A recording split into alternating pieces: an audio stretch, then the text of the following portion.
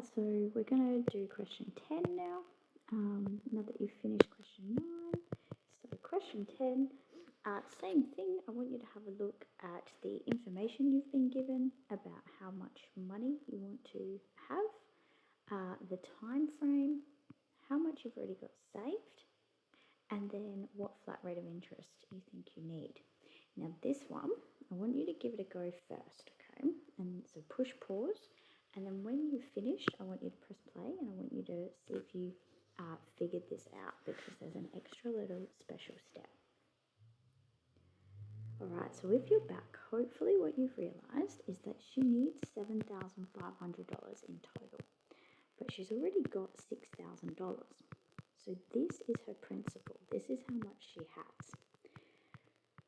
She needs $7,500, so she needs $1,500 extra dollars to buy her car.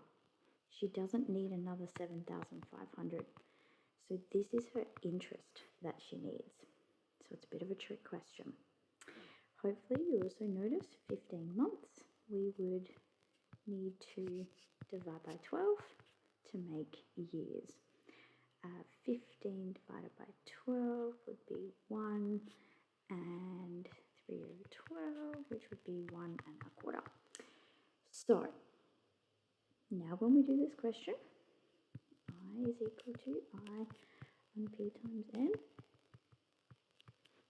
We're going to have the I being 1,500 over the P of 6,000 times by the N of 1.25 or 1 1/4, whatever works better for you. And then you can calculate that. Then moving on, we're going to go to the next section, which is now just asking us for the other variable that we have in this question, which is how long will it take. So this time we're going to find time. So when we think about our formula, we've searched for interest already, we've searched for principal, searched for interest rate. Now we're going to find time. So what is that going to look like? It's going to be very similar, where we have our formula. The N is going to be by itself. We're going to have I, and the P times the little I is going to just sit there. Again, we have to remember this little I is divided by 100. So if we do the first one together, you see that we have, we want to earn interest of this amount. So that is going to give us 5,625 interest over a principal of $30,000, because remember our magic word for principal is investment, and then we're going to times that by 7.5 over 100. One way to do that is do that first, and so 7.5, you do 2 bunny hops to the left, and it becomes 0.075. So in my calculator, I can put this number.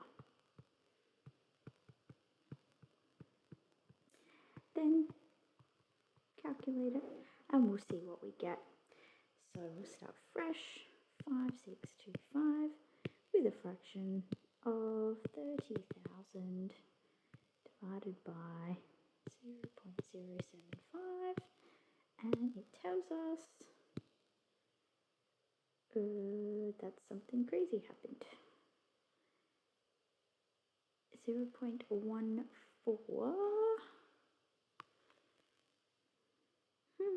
Something weird just happened. It should take more than that. Interest, 5,000, 30,000. Yep. See what else we've got. 7.5. Okay, maybe that's the answer. I just thought it was going to be bigger. But what do I know? So 0.014 years. Cool, there we go. So what we'd like you to do now is to try this question using the same process, and then question 12 and question 13. So we'll give that a shot, and then we're going to continue on from there.